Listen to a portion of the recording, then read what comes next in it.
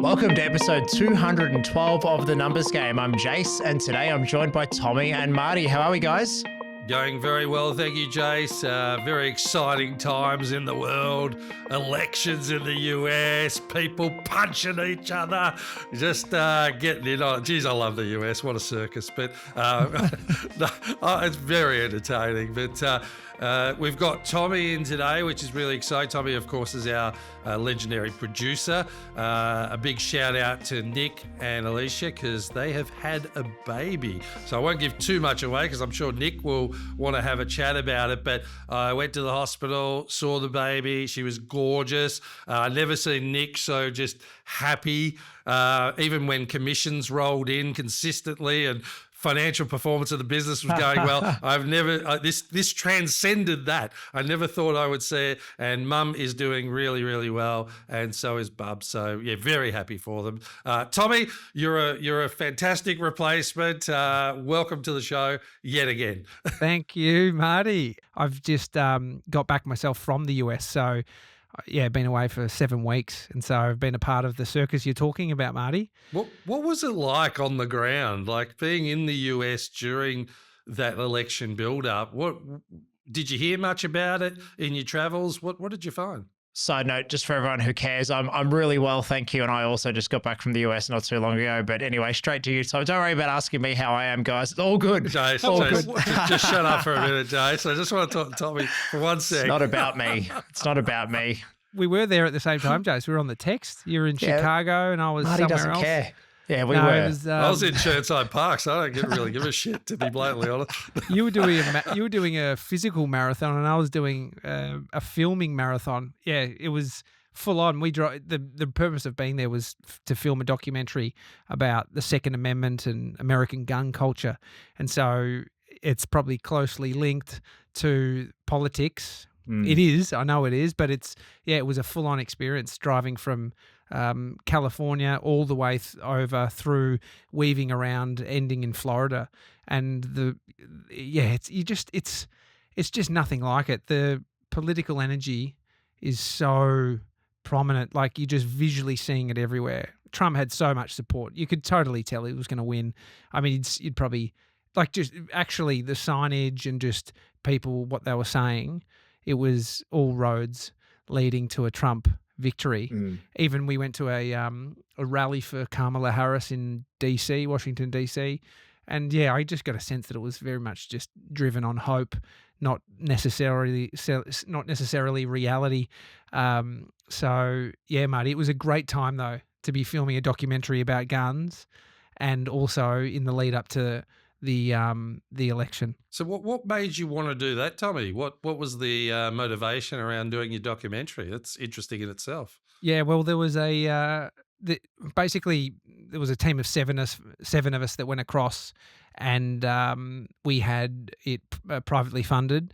And basically, in the behind the scenes, you can either have a documentary greenlit by a network that then means you can get funding to go and produce it, or you can go a private funding way and have it created and then you sell it. And so we've gone down that path, and so there's no single way to do it right. Yeah, long story short, built out a team, 7 of us went across and filmed for over 50 days across America. What an experience. Was there anything that surprised you based on what you learnt that you didn't know?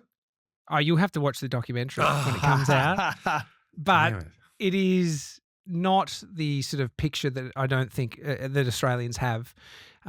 It's a very unique situation that they face when it comes to guns, gun violence, freedom.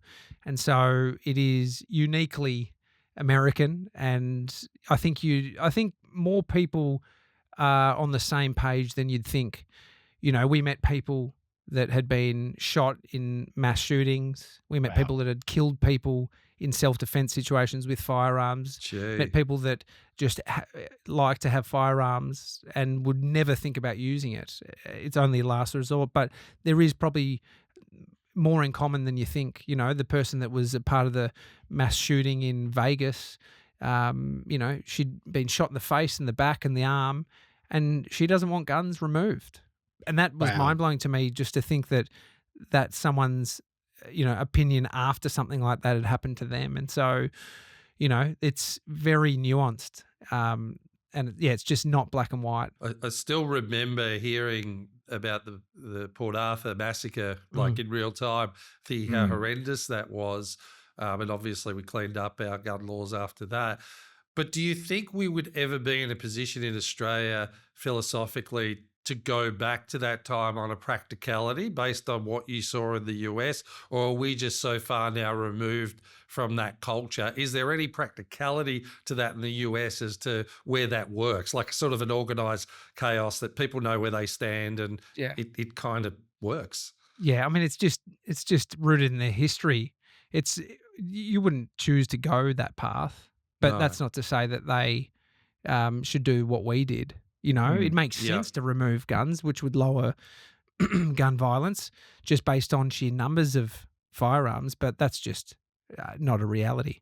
And so, yeah, it's we're not going anywhere in that direction, but they have to have different strategies to, come up with solutions and ways to prevent this, gun violence from happening.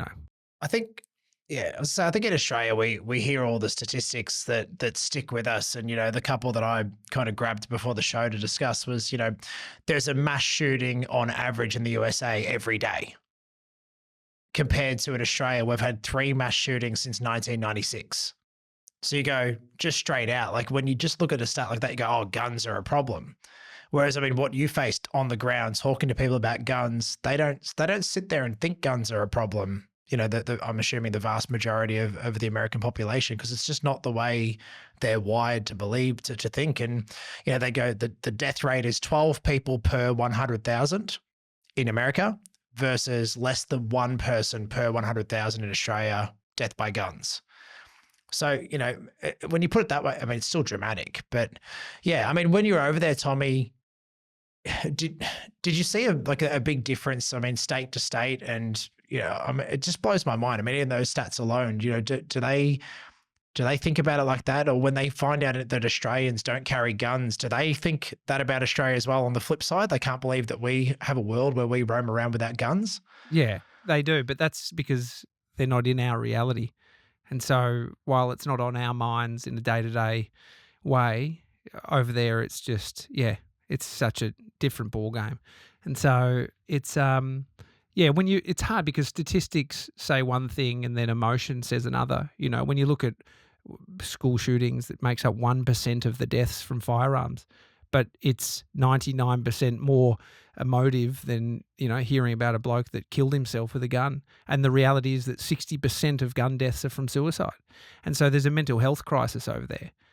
We went to a primary school in Alabama that had a whiteboard on the wall that pulled out and became a bulletproof shelter for kids. And so, that was so emotional. Like, I've got young children and I take my son to school every day. And so, it was, but that's a guy who's invented that because he wants to try and save lives.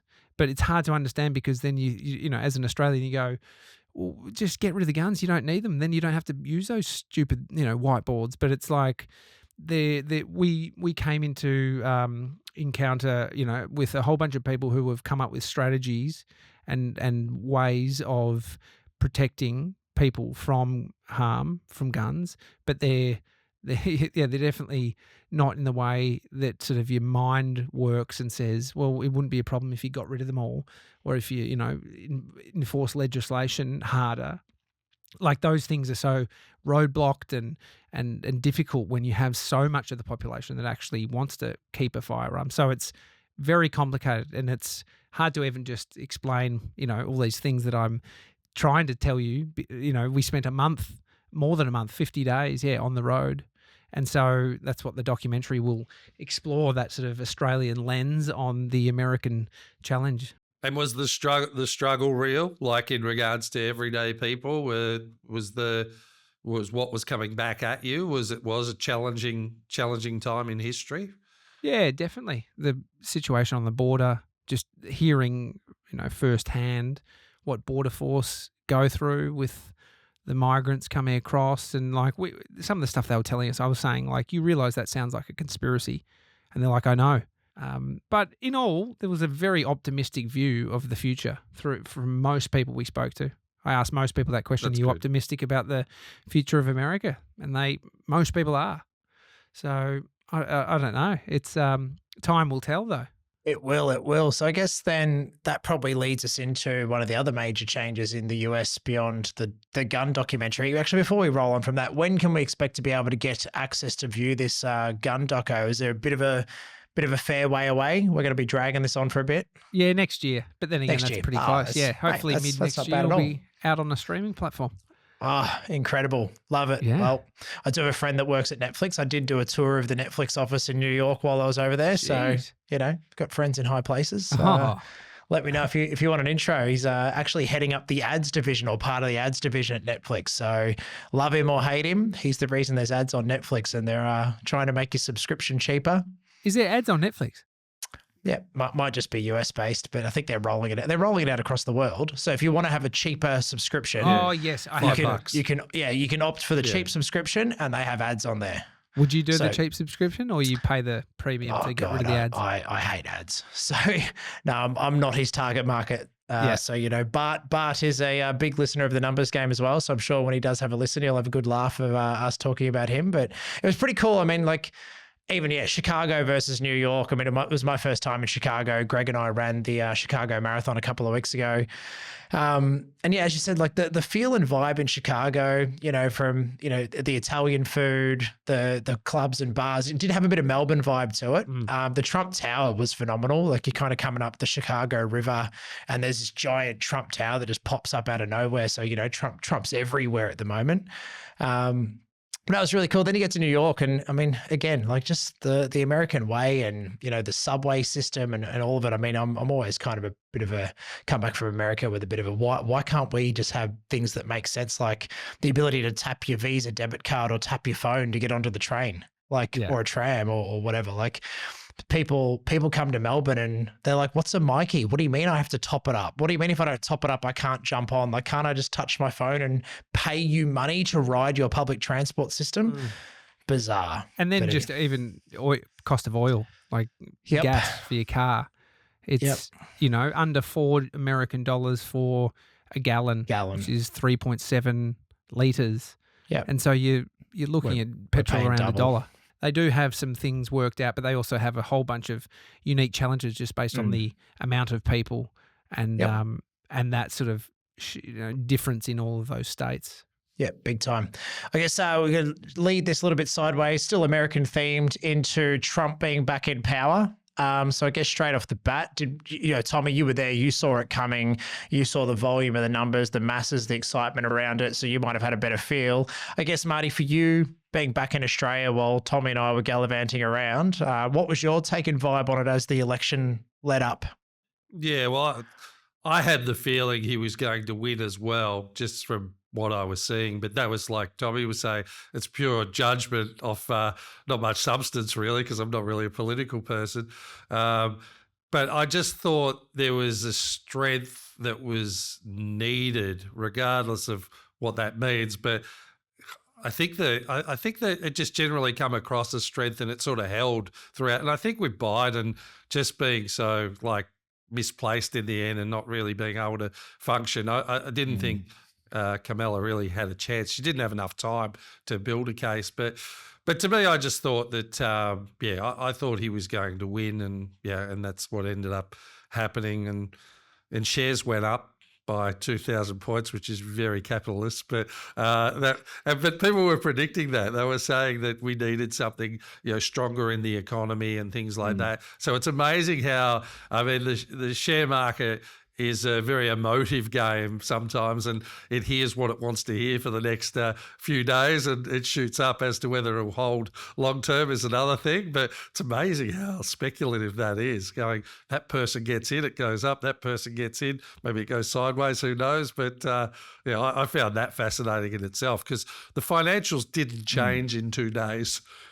Yet No, share no. value went up quite substantially, which I found incredible, really. I What mean, do you yeah. think? What do you think? Like, to me, I'm being here in Australia, I feel pretty safe. but I do love the US. I went to Boston and New York. I've been there before. I find it really interesting. Like, I find it fascinating how different states are. So I find a fascinating culture. But I do love being in Australia.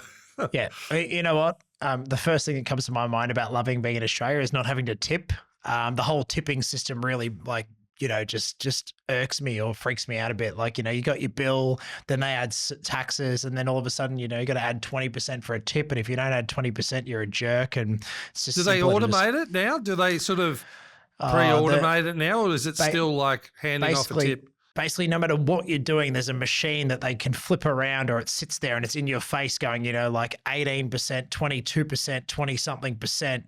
And then if you want to tip less, you got to click custom, go through a process. You look like an asshole because you're trying, and then you're stressing because there's a line of people behind you with wanting you to hurry up because they want to get their bagel and their liter of black sludge, and they're kind of going. So you end up getting to a point where you just bugger it. You just click the button and pay the tip, or you quickly hit no tip and run and hope that you don't end up with spit in your bagel. But no, I did tip when I was getting service. I think people who live in America, like my friends that have moved to New York and live there, they're much more accustomed to, well, no, I click no tip. If I'm getting takeaway, I haven't been provided any additional service where I've needed to tip. So no tip, get my takeaway and I'm out. But if you're dining in at a restaurant or actually getting served by someone, then of course, yes, paying the roughly 20% tip is part of the parcel. But yeah, I think once you're over there for a little bit, when you're on the Aussie dollar, you just have to get to a point where you forget like that the US dollar is different. You just pretend everything is the same as the Aussie dollar and you go about your life. And you come back and deal with it later when you see the credit card. On the Trump thing though, yeah, similarly, I mean, you see the odd like celebrity endorsement, but at the end of the day, the momentum behind what Trump was doing and what was coming out, of all the states. A lot of people have asked the question in the process of this to me, and in a role as an accountant and looking after businesses, like, oh, geez, Trump's back in. What does that mean for Australia? What does that mean for business? And I just sit there and think of it and go, well, Trump's been in before, right? Like we've been through this. 2017 to 2021, Trump was the president of the United States. And, while maybe we're a little bit distracted because 2020, 2021, we were locked up dealing with COVID. So maybe we weren't thinking about the effects of Trump on the world, or maybe it just didn't matter. And I think that's what I've been trying to say to business owners here that have asked the question, family, friends, is that we can only control our controllables, as we've talked about before. We're in Australia. We're probably sheltered from a lot of what happens. But when I looked at some of the things, major things that happened with Trump, which I'd actually love to see here, was corporate tax rates got cut. So on average, corporate tax rates went from 35% down to 21% while Trump was in power. So while that's great for business investment, it wasn't so great for the US deficit and US debt, which we'll touch on those numbers shortly.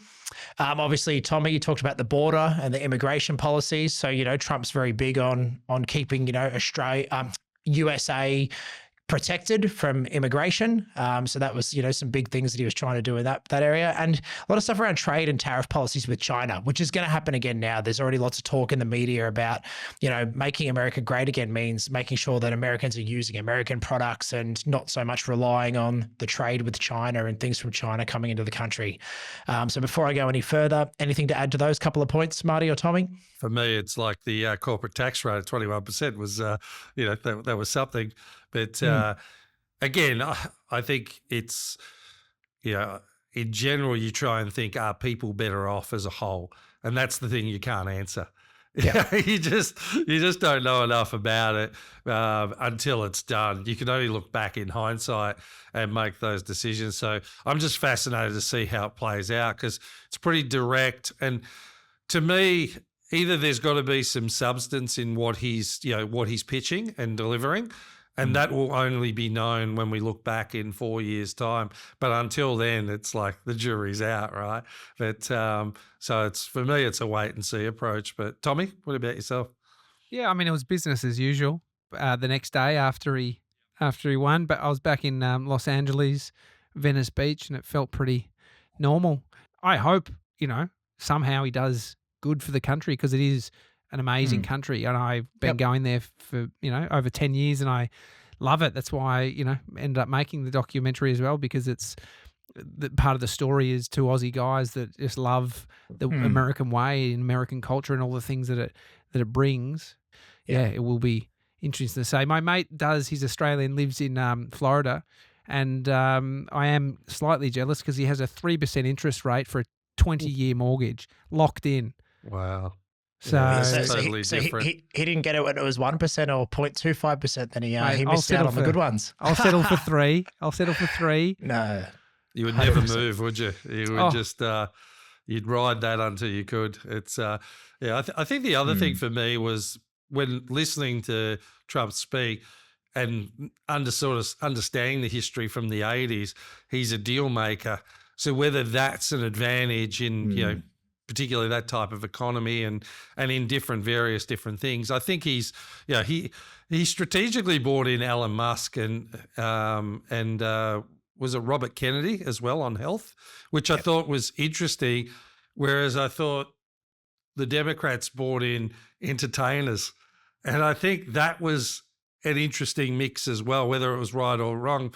But, J-Lo's trying to talk down Trump and stuff like that. And she's got an unusual history as well, right? But it's like, I'm just fascinated with the tactical, plays between the two parties. So for me, it was sort of a watch and learn more than anything. But one thing I do know is that when, he is a deal maker. And I feel like, particularly with some of those superpower dictators that are in the world, sometimes you do have to match fire with fire, as long as there's some sensibility around it, that someone doesn't push the wrong button because they get their nose out of joint, right? So that's the sort of thing that concerns me. If it's at an extreme and there's a disagreement, it can be pretty volatile. But sometimes you got to meet power with power, and for some reason that can form some sort of relationship that can work as well. So again, the proof will be in the pudding, but I don't think being a deal maker is a bad thing in this type of situation when things need to get done. But we will see. We will see. Yep. 100%. One of the last points that, may see some carry through, there was a big US climate policy reversals as well. There's meant to be this go green climate change kind of around the world. Everyone's got onto this Paris Agreement. America and Australia are in the top 15 countries per capita for carbon emissions. Obviously in Australia at the moment, they're going down the flight path of all of the top companies at the moment have to report their carbon emissions and then basically get the data from all of their suppliers and they're through the chain. So interesting to see in that aspect. I think there could be some stuff in the next couple of years that relates to the policies around climate. But we'll watch and see that. The other ones that we might want to keep an eye on, I've got some numbers around where we're at today from the US, just government debt, interest rates, and what we want to do for our listeners, because you know that we love numbers, and Marty especially loves numbers. So at the moment, as of today, the US government debt is a touch over 35 trillion or approaching 36 trillion. That's a big number. We know. Wow. It's hard to Come on, Victoria. We need to lift. We need to lift. That number actually equates to 120% of the US GDP. So their debt is bigger than what their country's capacity of domestic product is. So it's a big number. It's huge. So this year they're expected to add another 2 trillion to that number. So the deficit is growing. Interest rates, I think we were fact checking this before, Marty, around 4.5% at the moment. They've just had a rate cut. Is that correct? Yeah, they had a 0.5 down and I think another 0.25. So yeah, they're starting to come down. Yep. And one thing, if we compare, Australia's talked a lot about inflation being an issue, and the reason we drove interest rates up in Australia was to try and get ahead of our inflation numbers. They've been steady and coming back slightly, but we haven't seen a dramatic decrease from an Australian inflation point of view. The US actually got on top of their inflation really well. The levers they were pulling obviously had more of an effect. They peaked at 9.1% inflation in June 22, and they're now back to 2.4% in the September 2024 quarter. which is about what the Federal Reserve's target was. So keep an eye on inflation too. Be interesting a year from now, a year of Trump back in power. What happens to the debt? What happens to interest rates? And what happens to inflation? We'll keep an eye on those numbers and what happens. But yeah, anything else there you want to unpack, Marty, or any other numbers I might have missed that you want to know? I just think that they hiked more aggressively on interest rates when the inflation was out of control, and it was out of control. And we've probably not been as aggressive. We could have possibly been more aggressive to bring inflation back. But look, I think the way it's going, we will see some rate cuts next year, and hopefully that will provide some sanctuary to people doing it tough out there, because it certainly is a challenge at the moment. So probably a softer landing for us. But yeah, we need a bit of momentum in the market, and put people on a good scale. Marty, those numbers, how do they stack up against what the state is of Australia at the moment? Interest rates, inflation's back to, I think, take out all the energy rebates and everything, it's still at 3.5, but overall, and they still want to get that down below 3. But I think if we cut out the energy rebates, it was below 3 on the last inflation read, which is a good signal, but it's still a bit high to where the ARBA wants it. So I think I don't think we'll see any rate cuts by the end of this year. And there's some speculation that February still might be too soon. We're doing okay. Unemployment's still good. We're at low figures on that. There's not really a dramatic increase there. So we're sort of steadily working our way through it. But I do feel like that we had a lot of immigration come in with a lot of money that we're spending, that needed to spend when they come into Australia. And, which would have kept inflation going on that spend. And I think, the people that are obviously here every day are certainly feeling that pinch. But the fact that it's dropping, given the amount of immigration we've had in, I think is a good sign. Like I think that spend now is under control, and we should see some relief coming into next year. So I'm just seeing it from the finance side more so. I'm not an economist or anything, but that's what I've been reading, and I've got my fingers and toes crossed, because I feel like that will be needed relief for everyday people. That's for sure. Yep. Australia's government debt numbers, $534 billion, making up 43% of our GDP. So pretty good in comparison, even though it's a high number. Yeah. But and when you compare 122%, that's workable. Yeah, 100%. And then, cash rate, very similar, 4.35% for us, around 4.5% for US. Unemployment, 4.1 versus 4.1. So some actually real similar numbers. So it'd actually be interesting. Yeah, Tommy, we'll make note. We'll punch it into our diaries that a year from now, we compare Aussie economy, what changes happened, US economy, what changes happened, and we can really get our geek on with some more numbers for the great numbers game listeners out there. There you go. November. Let's mark it. 2025. We'll back with the comparison app. Done. Looking forward to it. Well, I reckon it's come to that time of the show. It's been great to have you on, Tommy. Always excited when you're on as a bonus co-host for us. It's probably one of our most requested things through Instagram messages. It's we need more Tommy. It's the same two people every time, but they constantly berate us about getting Tommy back on the show. So while we are excited to have Nick back in the next couple of episodes, Tommy, you're a fantastic addition to the show. So thank you, Marty. It's been great to have you. For all of our listeners out there, you keep coming back. We love it. Keep on liking, subscribing, sharing. Check us out on YouTube if you haven't jumped on to watch a full feature-length show on YouTube. Tommy does a fantastic job stringing together clips to try and make us look as good as possible, and we appreciate all of the listeners out there. So until next time. It's been great to know everything about the US in this podcast, but if you want to know what's going on around Lilydale Lakes, just give me a call. Game over. This podcast is for educational and informational purposes only. The conversations are of a general nature and do not qualify as financial or tax advice. We recommend before you make any financial decisions, you consult a licensed professional. Individuals on the podcast may hold positions in the companies discussed.